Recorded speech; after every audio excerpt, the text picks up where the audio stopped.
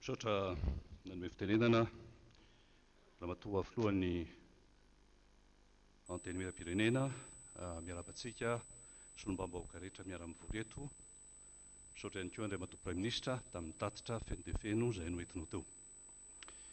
Ny ministera sahan'ny tenanay moa dia ny amin'ny naraham-bahiny ary ny fanontaniana dia tokana ihany teo raha ny fahitako azy. Fa ny fangataham-panazavana na karazana interpellation anankiray mikasika ny zava-misy eo anivon'ny ministera no hitondrako fanazavana fohy. Fa mialohan'izay dia tiako ihany ny manamarika fa ny fanontaniana izay noentina teto anio sy omaly dia mikasika ny isika samy malagasy. Ary tsy dia misy loatra ny lafiny hoe affaires étrangères na ny fifandraisantsika amin'ny vahiny. Tsy misy maharatsy an'izay koa satria mba samy te hahafantatra ny zava-misy na ny zava-misy eto toerana na ny fifandraisantsika amin'ny any ivelany. Fa remarque kely ihany no entiko mikasika an'izay. Mikasika ny SADC moa ny fanontaniana teo ary dia omeko valiny tsotra dia tsotra zany ny nametraka ny fanontaniana. Raha ny vary mangatsiaka izay natrehina tamin'ny taona 2014 no mankaty no asiana teny dia 11 milliards non azafady ataoko amin'ny dolara ilay izy 11 millions de dollars mahery. Zay no vary mangatsiaka tsy maintsy natrehina raha mikasika ny cotisation izay tokony naloha eo anivon'ny SADC andresantsika io. Efa nisy ny ampahan'izay efa naloha, niezaka mafy dia mafy ty gouvernement ty nateo aza ny crise araky ny efa andresantsika teo ary ankehitriny dia 4 millions de dollars eo sisa no tokony aloha ary efa vita ny négociation ahafahana mandoa an'izany amin'ny ampahany ary amin'ny taona ho avy io dia tapitra fandoavana an'izay vary mangatsiaka izay. Marika ihany fa tsy ny ministera misahana ny raharaham-bahiny zany hoe ny MAE zany no manana ny teti-bola andoavana ny cotisation ny SADC sy ny COMESA fa ny ministera ny varotra, industrie sy ny varotra ny fantsifana mika zany. Any amin'izareo zany ny teti-bola mikasika an'izay ary ny fandaminana moa dia ny ministera misahana ny vola, ny fitantanam-bola no mandoa azy ary dia zay fandaminana izay no natao mba hahafahantsika miatrika an'izany vary mangatsiaka izany. Idirako kely ny mikasika ny zava-misy ny fitokonana indrindrindra syndicale izay misy andro vitsivitsy izay. Ny tenako moa dia telo volana izao no misahana n'ity andraikitra ity ary isaorana ny filoham-pirenena izay fitokisany tenana izay niverina indray zany teto anivon'ny gouvernemanta misy antony izay matoa nametraka ny fahatokisana ny filoham-pirenena tamin'ny tenako ary rariny sitsiny raha toa hitondra teny fohy fanazavana mikasika izay zava-misy izay. Niantso tamin'ny herinandro niantso ny ministry ny raharaham-bahiny frantsay ny tenako satria président ny CEI ihany koa moa ny tenako mba hirahaba azy sy hangataka fotoana ionana aminy dia hoy izy tamiko hoe monsieur le ministre je m'excuse mais j'ai un problème hozy izy pour le moment. Misy problema hono izy tamin'izay fotoana izay. Inona ny problema madame ministre? Misy grève atao aminay ato izy.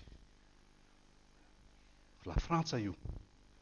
Fa inona ny grève misy eo aminareo? Misy fitakiana zo koa atao aminay hozy izy satria misy problema mikasika ny statuan'ny corps diplomatique ho aminy sy ny sisa réforme izay hoentin'ny filoham-pirenena frantsay.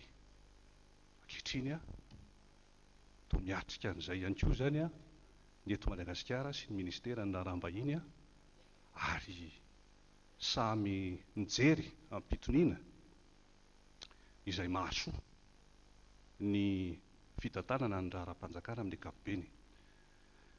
Ny zava-misy anefa dia tsy dia fanao loatra eo amin'ireo ministera régalien zany hoe ny défense ohatra, ny sécurité, ny défense sy ny raharaham-bahiny tsy dia fahita loatra ny fanaovana fitokonana, fitakiana karazana zo maro samihafa na dia fehezin'ny lalam-pandrenana ary mikasika an'izany hoe fanaovana fitokonana izany. article 33 angamba raha sy diso no milazany hoe afaka manao an'izany fitokonana zany, saingy kosa voafetra ny lalàna misy fombafomba, misy fepetra tsy maintsy ajaina mba tsy hisiany ny fioaram-pefy.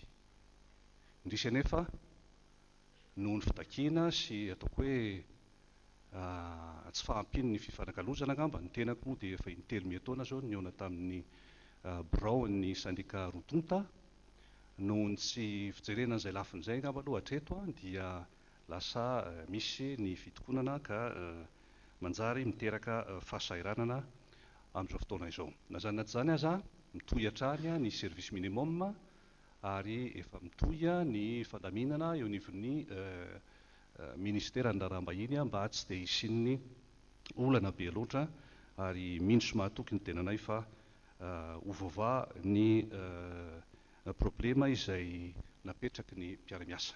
Resaka indemnité de représentation moa no tena takian'izy ireo, ary misy resaka rotation ihany koa. Mikasika ny indemnité de rotation tompoko, amin'ny maha-mpikambana amin'ny gouvernemanta ny tenako, na dia 3 volana ihany ary no nandraisako an'io ministera io, dia mazava ny toromarika efa misy décret niraisin'ny fanjakana, continuité de l'État ny resahantsika, tamin'ny 2018. Io décret 2018, mai 2018, 29 mai 2018, zany décret zany no ampiarina.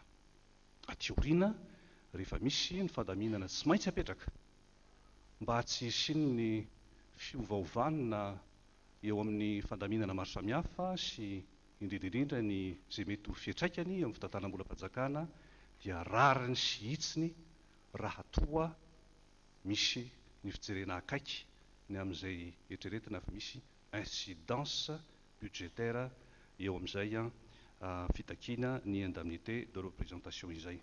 Izaho tsy hiditra amin'ny antsipliana amin'izay lafin'izay, satria solidarité gouvernementale no tsy maintsy ho ajaiko, ary manana ny lehibeko dia ny Prime Ministre, ary mifandray tsara miaraka amin'ny filoham-pirenena, ary isaorako ny toromarika rehetra izay efa nampitaina taty amin'ny tenako. Mikasika ny rotation kosa, eny tompoko aoka hazava fa tsy misy sanatrian'izany ny fanavakavahana, ny fanilinkiliana amin'ny lafiny rehetra, tsy isika miaradia amin'ny filoha Andry Rajoelina, tsy isika IRD mihitsy no andary an'izany resaka izany. Efa samy vita vaksiny isika, ary ny mpifidy tany amin'ny sisiny na filoham-pirenena, ny filoham-pirenena ankehitriny, tsy isika izao no andairan'izany fanavakavahana izany, ary tsy ny tenako mihitsy akory no andeha hiova filamatra amin'izay lafin'izay. Miangavy aza ny tompoko, miangavy ahy tompoko, aoka isika tsy ho andairan'izay olona hamofo tamandry na hiverina amin'ny andron'ny galieny ka hampisaraka antsika amin'ny alalan'ny politikan'ny zarazarao anjakana. Tsy isika izao maraonisa eto anivony ity antenimieram-pirenena ity, izahay aty amin'ny exécutif, ianareo any amin'ny législatif, tsy andairan'izany isika. Mba miangavy ahy zany raha misy ny revendication syndicale tsy afangaro amin'ny ady politika.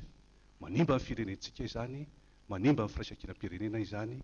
Zay ny valiteny hoentiko tompoko, iray ihany ny malagasy ary tsy ampisarasarana iza na iza.